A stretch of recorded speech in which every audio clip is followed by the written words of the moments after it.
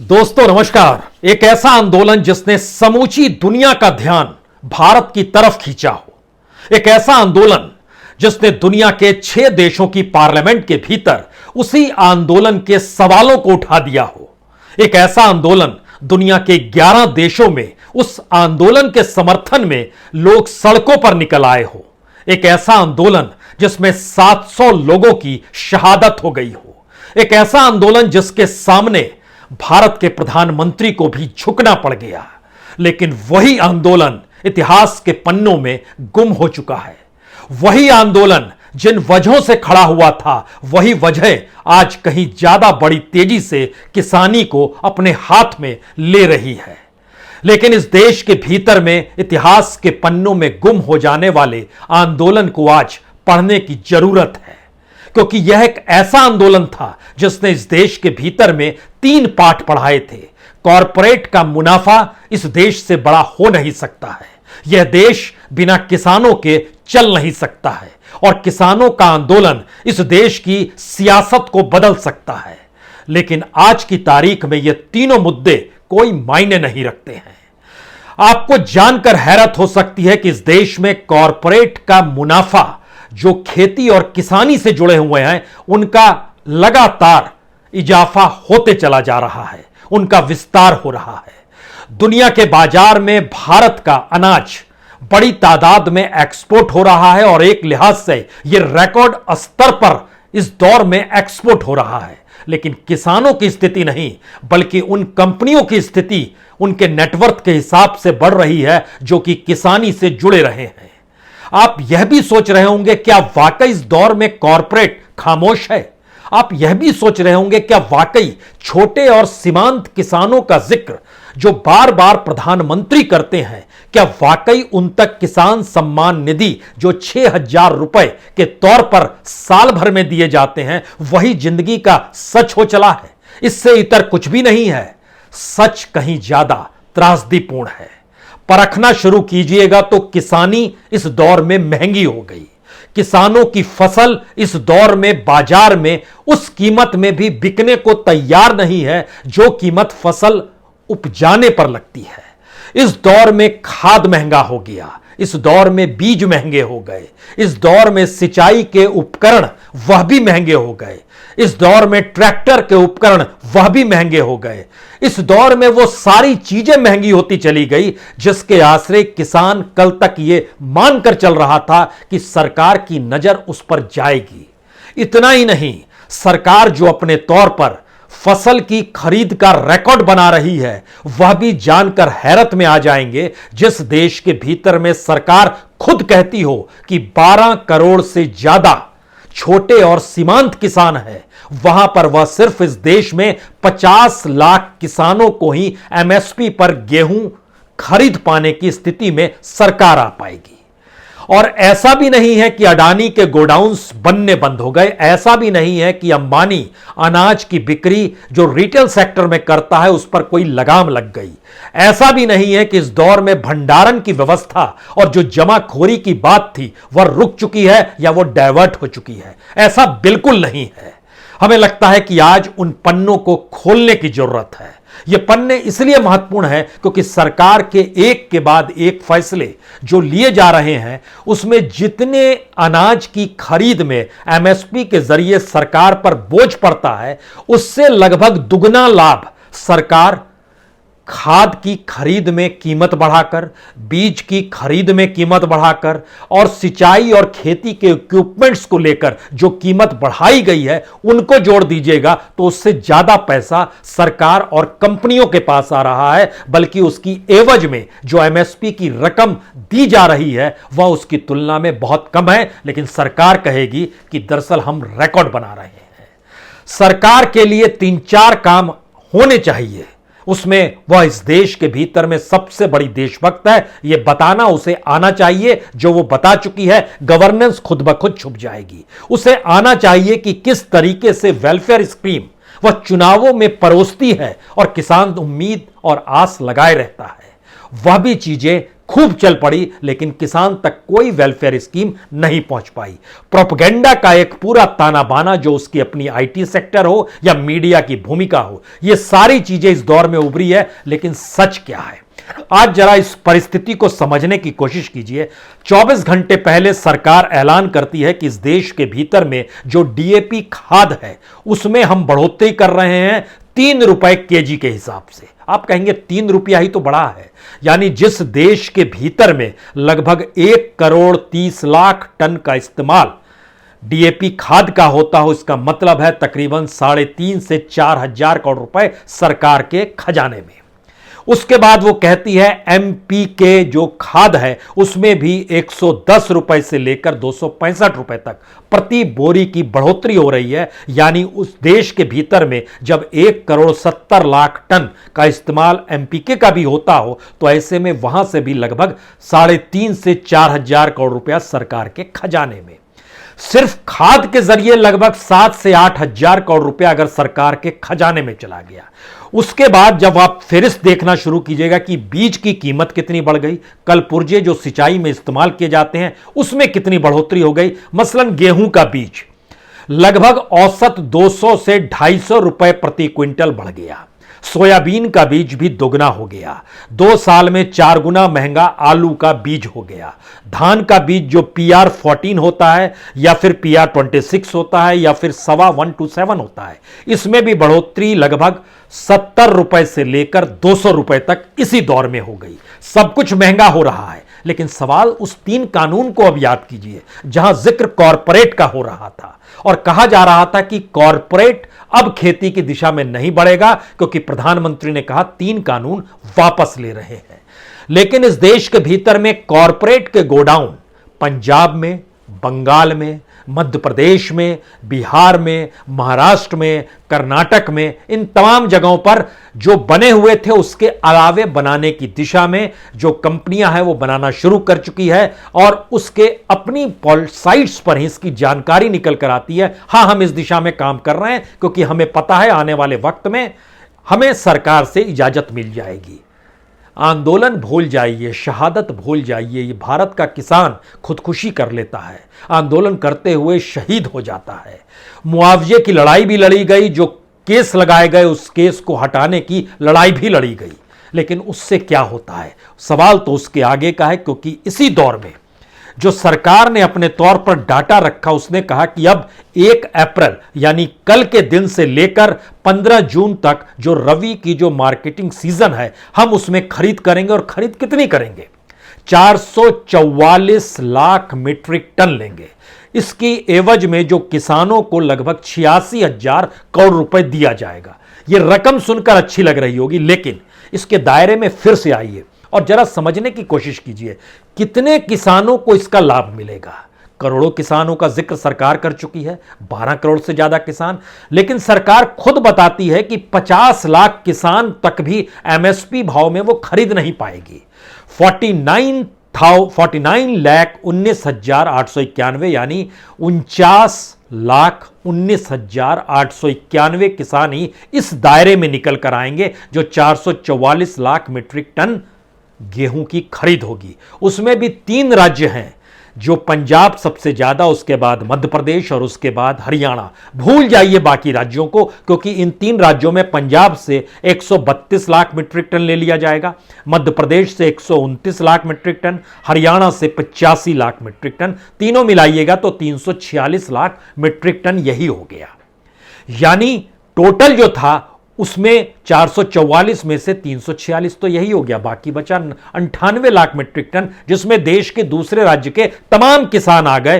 राजस्थान उसके बाद आता है, 23 लाख मीट्रिक टन वहां से भी ले लेंगे। उसके बाद बिहार आता है, 10 लाख मीट्रिक टन वहां से भी ले लेंगे। अलग अलग राज्यों में कहीं 1 लाख मीट्रिक टन लेंगे, कहीं 2 लाख मीट्रिक टन लेंगे। ये सारी चीजें बतलाती है कि जो भी किसान ऑनलाइन पंजीकरण करा चुका होगा, रजिस्ट्रेशन करा चुका होगा, उसी को दिया जाएगा। यहीं से एक दूसरा खेल शुरू होता है कि हम पैसे की आवाजाही उस सिस्टम से जोड़ दें जिस सिस्टम तक इस देश का छोटा और सीमांत किसान ना पहुंच पाए। अब आप कल्पना कीजिए कि इस दौर में जो युद्ध का दौर चल रहा है, उस दौर में भारत का एक्सपोर्ट जो खेती से जुड़ा हुआ एक्सपोर्ट है वो मैक्सिमम तक गया है। लास्ट फाइनेंशियल ईयर जो फाइनल ईयर मार्च तक खत्म हुआ उसमें एक लिहाज से ये $50 बिलियन यानी तकरीबन 3 लाख करोड़ से ज्यादा एक्सपोर्ट किया गया। लेकिन किसानों का जिक्र यहां पर मत कीजिए, क्योंकि हम जब किसानों की लिस्ट लेकर बैठे तो किसानों से ज्यादा बड़ी लिस्ट हमको उन कंपनियों की लिस्ट नजर आ गई, वह कॉरपोरेट सेक्टर जो कि किसानी के से लाभ उठा रहा है और अपना नेटवर्थ लगातार बढ़ाते चला जा रहा है। मसलन यूपीएल लिमिटेड 57,000 करोड़ 57,000 करोड़ का उसका अपना नेटवर्थ है जो सिर्फ एग्रीकल्चर प्रोडक्ट से जुड़ा हुआ है। पीआई इंडस्ट्रीज 40,000 करोड़ से ज्यादा का नेटवर्थ उसका है, जो मार्केट कैप जिसको बोलते हैं, मार्केट कैप बोलिए, उस मार्केट पर कितना कब्जा किया हुआ है। बायर्स क्रॉप साइंस जो है लगभग 21,000 करोड़ का इसका अपना मार्केट कैप है। रॉयलिस का लगभग 4.5 से 5,000 करोड़ के बीच में इसका अपना मार्केट कैप है। गोदरेज एग्रोवेट लिमिटेड लगभग 10,000 करोड़ का इसका अपना मार्केट कैप है। इस मार्केट कैप के आश्रय जरा 3 बातों को समझने की जरूरत है। जो 3 कानून थे उसमें कॉरपोरेट की हिस्सेदारी कैसे नहीं होगी और किसान उसके अधीन नहीं आएगा, इसी बात को दिखलाया गया था। सवाल यह है कि इसी दौर में कॉरपोरेट का नेटवर्थ जिस तेजी से बढ़ा है और फसल उपजाना जो कॉस्टली हुआ है उसकी एवज में किसानों को अगर वह रकम नहीं मिल पा रही है, और इतना ही नहीं अपने गांव के खेत से मंडी तक ले जाने का किराया भी इसी दौर में लगभग दुगना हो गया है, तो किसान क्या करे? वो हैंड टू माउथ की स्थिति, यानी आज अनाज है तो जिंदा रह पाएगा, कल नहीं होगा तो मर जाएगा। इस दौर में खुदकुशी हो, इस दौर में मौत का सिलसिला हो, वह भी बड़ा है। अब आखिरी सवाल जो इसके ठीक समानांतर निकल कर आता है कि क्या वाकई 1 बरस तक आंदोलन करने के बाद किसानों को कुछ भी नहीं मिला और बिना कानून के सरकार बढ़ रही है क्या? यही असल सवाल है। अगर 3 कानूनों का विरोध इस देश को, किसानों को एकजुट कर दे तो हम कानून क्यों लेकर आए? हम एक ऐसी इकोनॉमी को डेवलप करें जहां से किसान धीरे धीरे अपने तौर पर उस इकोनॉमी पर आश्रित हो जाए, उसके पास कोई दूसरा रास्ता ना बचे। वो कहां से लाएगा खाद? एक झटके में अगर प्रति बोरी खाद 200 से 400 रुपए के बीच में बढ़ रही है तो वो कहां से लेकर आएगा बीज? अगर बीज की कीमत एक लिहाज से प्रति क्विंटल जो अगर वो देख रहा है बीज की जरूरत को, वह लगभग 300 से 500 रुपए तक बढ़ रही है, तो वो कहां से लाएगा? यानी उसकी अपनी इनकम जो थी उसको उस मार्केट पर आश्रित इस दौर में किया जा रहा है, जिससे कि उस अर्थव्यवस्था का हिस्सा बनने के लिए किसान छटपटाते हुए उन्हीं पावर सेंटर के पास आए जो कॉरपोरेट से जुड़े हुए हैं। दुनिया के बाजार में लगभग हमारे पास लिस्ट है इस वक्त लगभग 16 बड़ी कंपनियां और 55 छोटी कंपनियां जो एक्सपोर्ट कर रही है भारत के भीतर में किसान के प्रोडक्ट्स को लेकर, जो फसल से जुड़ी हुई है, जो कि डेयरी से जुड़ी हुई है। ये सारों को लाभ जो मिल रहा है, इन सभी को जो लाभ मिल रहा है, उस लाभ का औसत जो है, प्रति औसत अगर आप निकालना शुरू कीजिएगा तो लगभग इनके पास जो औसतन मुनाफे के तौर पर आ रहा है वो लगभग 200 से 500 करोड़ के बीच का लाभ है। किसान इस रूप में सोच भी पाएगा क्या? और किसान को जो लाभ मिल रहा है उसमें हम लोग इसका जिक्र नहीं करें कि उसकी तो आय दुगनी हो जानी चाहिए थी। इस दौर में जो महंगी हुई फसल उत्पादन है और किसानों को जो लाभ मिलने वाला है, उसकी परिस्थिति एक झटके में 2018 से पहले की परिस्थिति में आ गई है। 2018 से पहले की परिस्थिति हम इसलिए जिक्र कर रहे हैं क्योंकि बड़ी बुरी स्थिति थी, और उसी के बाद सरकार ने भी माना बुरी स्थिति है तो उसने एग्रीकल्चर रिफॉर्म के नाम पर कॉरपोरेट को कहा कि आप पूंजी लगाइए। कॉरपोरेट ने कहा हमारे सामने से लीगल हर्डल्स हटाइए, कानूनी अव्यवस्था जो आ जाती है, कोई किसान अगर अदालत में हो जाए उसको भी हटाया गया। यानी स्थिति नाजुक थी, 2018 में सरकार ने मान लिया। उसकी विकास दर कैसे बढ़े, उसको कैसे कैपिटल फार्मिंग में तब्दील कर दिया जाए, ये सारे सवाल थे। और उसके बाद जो चीजें शुरू हुई, दोबारा से उस परिस्थिति से भी बदतर स्थिति में किसानों को लाकर खड़ा कर गई। और जिस दुगनी आय का जिक्र प्रधानमंत्री मोदी ने सत्ता में आने के बाद किया था, आपको जानकर हैरत हो जाएगी कि उसमें लगभग 100 रुपए कि अगर कमाई थी और कहा जा रहा था कि 200 रुपए की कमाई हो जाएगी, उसमें सरकार ने जब अगर सिर्फ फसल के तौर पर देखिएगा तो वो 100 रुपए की कमाई आज की तारीख में 11 रुपए कम पर आ गई, 89 रुपीस हो गई। यानी दुगनी स्थिति जो थी उसमें जो चीजें बढ़ोतरी हुई है, जो लगभग 30% की बढ़ोतरी हुई है, वो डेयरी प्रोडक्ट में बढ़ोतरी हुई है और मजदूरी में वृद्धि हुई है। यानी किसान मजदूरी जो करता है दूसरे के खेत पे जाके या कहीं पर कोई कंस्ट्रक्शन का काम करने लगे, इस स्थिति में चीजें आकर खड़ी हो गई। उसे मनरेगा से भी लाभ नहीं मिल पा रहा है, जो उसके अपने गांव में मनरेगा के मजदूर चल रहे हैं। इसे भी जरा परखने की जरूरत है कि नाजुक स्थिति का मतलब इस देश में किसान मजदूर के साथ होता क्या है। मनरेगा में जब कोरोना से पहले की परिस्थिति थी, लगभग 26 करोड़ वर्कर्स जो थे उससे पहले थे। आज की तारीख में यह 30 करोड़ हो गए, यानी 4 करोड़ का बोझ और बढ़ गया। जो एक्टिव जॉब कार्ड था वो लगभग 9 करोड़ 45 लाख आज की तारीख में है। इससे पहले जो एक्टिव जॉब कार्ड सरकार दे पा रही थी वो लगभग 7 करोड़ को, वह भी बढ़ गया, अच्छी बात है। एक्टिव वर्कर्स जो थे इससे पहले लगभग 12 करोड़ थे, आज की तारीख में 15 करोड़ 61 लाख है, यह भी बढ़ गया। अगला सवाल है काम कितनों को मिला, और काम जिन्हें मिला उनकी कमाई साल में कितनी हुई, और उसको अगर महीने और प्रतिदिन में तब्दील कर दीजिएगा तो कितनी हुई, यह जानना चाहिए। हम किस स्थिति में जी रहे हैं जहां पर 5 सितारा जिंदगी को जीते हुए सरकार रईसी के साथ आकर इस बात का ऐलान करती है कि हम किसानों के हक में खड़े हैं। देखिए, डीबीटी तो कर दिया हमने, डायरेक्ट बेनिफिट ट्रांसफर तो कर दिया आपके बैंक में, और आपको क्या चाहिए, जरा समझिए इसे। हम मनरेगा को सबसे बुरी स्थिति में लाकर खड़ा इसलिए कर रहे हैं क्योंकि वह इस देश में न्यूनतम आय की जरूरत और सबसे ज्यादा मजदूरों के जुड़े होने की परिस्थिति से जुड़ी हुई है। मनरेगा के भीतर में जो वर्कर्स जिन्हें काम मिलता है उसमें सरकार ने बताया कि हमने लगभग 10 करोड़ लोगों को काम दे दिया। एक्टिव वर्कर थे लगभग 15 करोड़ से ज्यादा, यानी लगभग 6 करोड़ को हम काम नहीं दे पाए। यह पहले राउंड में स्वीकारती है। दूसरी स्थिति आई कि क्या वाकई जो काम दिए जाते हैं उसमें कितने लोगों को काम कितने दिन का मिलता है, और सरकार ने खुद ही एवरेज बतला दिया कि हम सिर्फ 49 दिन ही काम दे पाए, यानी 50 दिन भी काम नहीं दे पाए। 100 दिन अगर काम देते तो हर दिन का 54 रुपए उसकी जिंदगी का हिस्सा होता, वह गरीबी की रेखा से नहीं होता। लेकिन जब हम एवरेज निकालते हैं तो एवरेज में हम उसको सिर्फ 27 रुपए प्रतिदिन पर लेकर आते हैं। यानी मनरेगा में काम करने वाला वह पूरा तबका जो हम जोड़ रहे हैं, 30 करोड़ वर्कर्स हैं, यह पूरा गरीबी की रेखा से नीचे का तबका है। यह वह तबका है जो इस समाज के हाशिए पर, आखिरी पायदान पर खड़ा हुआ तबका है। उस आखिरी पायदान से किसानों की ऊपरी पायदान तक, जो पंजाब का किसान है, हरियाणा का किसान है, कुछ मध्य प्रदेश का किसान है, कुछ पश्चिमी उत्तर प्रदेश का किसान है, इसको भी जोड़ लीजिए। इनकी परिस्थिति और एमएसपी के आधार पर जो खरीद की परिस्थिति थी, उन दोनों को जब जोड़िएगा तो आपको जानकर हैरत होगी कि प्रतिदिन की कमाई इस देश में किसान मजदूर या किसान किसानी करते हुए दोनों के बीच का जो अंतर है वो 27 रुपए मिनिमम अगर है, तो मैक्सिमम रुपया जो अगर जाता है प्रतिदिन के लिहाज से वह भी लगभग 125 रुपए पार नहीं कर पाता है, जो मैक्सिमम है। और वह पूरे परिवार का खर्चा है, क्योंकि सरकार अपने तौर पर मानती है कि लगभग 7 करोड़ में से 3 करोड़ घरों को वह कुछ नहीं दे पाई। 3 करोड़ घरों को उसने 27 रुपए प्रतिदिन के हिसाब से काम दे दिया। उस 3 करोड़ घर के भीतर में अगर 5 का परिवार है तो 15 करोड़ हो गए। इस दौर में अनऑर्गेनाइज सेक्टर भी की क्या हालत है बताने की जरूरत नहीं है। फिर से लौटिए उन्हीं 3 कानून पर, उसी आंदोलन पर, उन्हीं परिस्थितियों पर।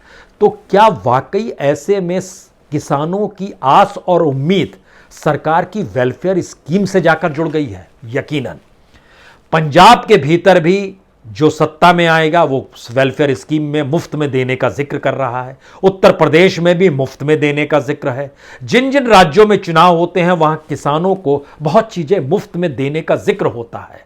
वह बिजली हो सकती है, वह पानी हो सकता है। पानी तो दिया नहीं जा सकता है क्योंकि पानी की परिस्थिति बड़ी नाजुक हो चली है, और इसका डाटा जब हमारी रिसर्च टीम ने काम किया तो उसने बताया कि इस बार गर्मी में किसानों की स्थिति इतनी बदतर होने वाली है क्योंकि जो डीजल का रेट है और जो सिंचाई के इक्विपमेंट्स, चाहे वो पंप लगाने की परिस्थिति हो, उसकी कीमत में लगभग 125% तक का इजाफा इस दौर में हो गया है। तो उनकी स्थिति, और जो जमीन के नीचे पानी है वह लगातार कम होते चला जा रहा है। तो जाहिर है जमीन के नीचे से पानी खींचने की स्थिति में और आपको पावर चाहिए और डीजल चाहिए। और सरकार अपने तौर पर इस देश में 27 से 29% तक की जमीन से ज्यादा सिंचाई की व्यवस्था कर नहीं पाई है। यानी इस देश में 70% से ज्यादा किसान जो है वह अपनी ही सिंचाई व्यवस्था को डेवलप करता है, तभी जिंदा रह सकता है। यही स्थिति आज की तारीख में खाद से जुड़ गई, बीज से जुड़ गई, ट्रैक्टर और माल ढुलाई से जुड़ गई, मंडी तक पहुंचने के रास्ते से जुड़ गई। और मंडी के भीतर भी जो कल से शुरुआत हुई है उसमें कहा जाता है कि जैसे आप गेहूं लेकर आते हैं तो 10% से ज्यादा नमी नहीं होनी चाहिए। यह तय उस मंडी में बैठा हुआ सरकार का अधिकारी करता है। और पूरे मध्य प्रदेश के भीतर में, उत्तर प्रदेश के भीतर में आज जो एवरेज निकल कर आया है उसमें कह रहे हैं अच्छा आपका गेहूं तो लगभग 16% नमी का है, अभी हम नहीं खरीदेंगे। आपका 14% है, हम नहीं खरीदेंगे। 14 से 22% तक की नमी बताई गई और गेहूं की खरीद नहीं हुई। लेकिन गेहूं और चावल की खरीद इस देश के जितने भी किसानों की होती है, अगर आप सबको भी जोड़ दीजिए तो भी सिर्फ 95 लाख किसानों से ही सरकार खरीद कर पाती है। लेकिन इसके ठीक समानांतर इस 95 लाख किसानों की जो आय है उससे एक ही कंपनी का अपना मार्केट कैप इस देश के भीतर में बढ़ा है। और वह जो हम जिक्र कर रहे थे कि आपको अलग अलग कंपनियों में, जैसे यूपीएल लिमिटेड जो लगभग 57,926 करोड़ का उसका मार्केट कैप है, वह इन किसानों की समूची परिस्थिति से आगे निकल जाता है। आखिरी सवाल, तो क्या एमएसपी के नाम पर धोखा हो गया? क्या कॉरपोरेट के नाम पर धोखा हो गया? क्या भंडारण के नाम पर धोखा हो गया? क्या वाकई एफसीआई ध्वस्त हो रहा है? क्या वाकई राज्य सरकारें अपने तौर पर कॉरपोरेट से ही अब समझौता कर रही है? क्या वाकई राज्य सरकारें अब इतनी खरीद नहीं कर पाएगी अगर कॉरपोरेट बीच में आकर खड़ा है?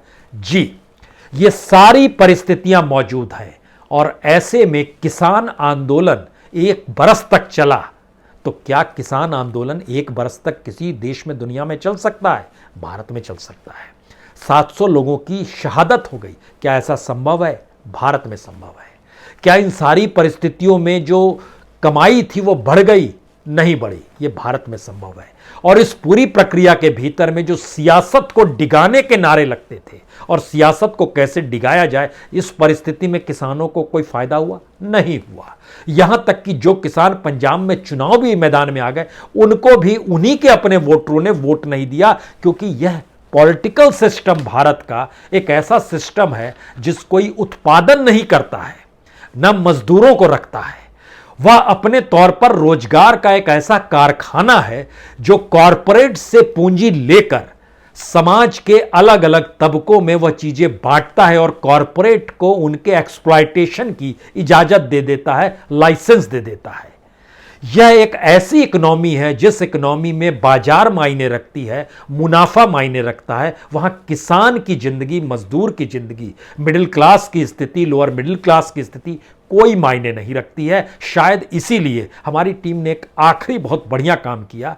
इस देश के भीतर में जो भी डायरेक्ट बेनिफिट ट्रांसफर किसान, मजदूर, महिला सबके नाम पर किए जाते हैं, इस देश के भीतर में जो भी सब्सिडी जिसका जिक्र यूरिया को लेकर होता है, कभी बीज को लेकर होता है, कभी कुछ भी प्रोडक्ट्स को लेकर होता है, कभी भंडारण को लेकर होता है, उसकी पूरी की पूरी इकोनॉमी, सभी चीजों को जब मिला दीजिएगा तो आपको जानकर हैरत होगी। यह पूरी सब्सिडी, ये डायरेक्ट बेनिफिट ट्रांसफर, पूरी रियायत, सुविधा सब देने के बाद उसको आप 10 से गुना कर दीजिए। और 10 से गुना करने के बाद आपके सामने जो रकम निकल कर आएगी, वह रकम इस देश की पॉलिटिकल पार्टी को फंडिंग के तौर पर जो कॉरपोरेट से मिलता है, वह उसके बराबर होगी। वह भी सिर्फ 6 महीने में। यानी 6 महीने में जितना लाभ कॉरपोरेट से पॉलिटिकल पार्टी को मिलता है, उसका लगभग 10वां हिस्सा वह लुटा देती है बाकी सब्सिडी और बाकी चीज़ों पर। इकोनॉमी ये कहती है। तो ऐसे में किसानों की परिस्थिति को लेकर इस देश में कौन सी लकीर खींची जाए और उस इतिहास के पन्नों को कौन खोलेगा जिसमें 1 बरस तक आंदोलन चला और गुरु पर्व के दिन प्रधानमंत्री ने कहा हम समझा नहीं पाए इसीलिए वापस ले रहे हैं। शायद वह खुद समझ गए आंदोलन को खत्म करने के लिए माफी मांगी जा सकती है, लेकिन चीजों को लागू कराने के लिए कानून लाने की जरूरत कतई नहीं है। यूं ही हो जाएगा। बहुत बहुत शुक्रिया, बहुत बहुत शुक्रिया।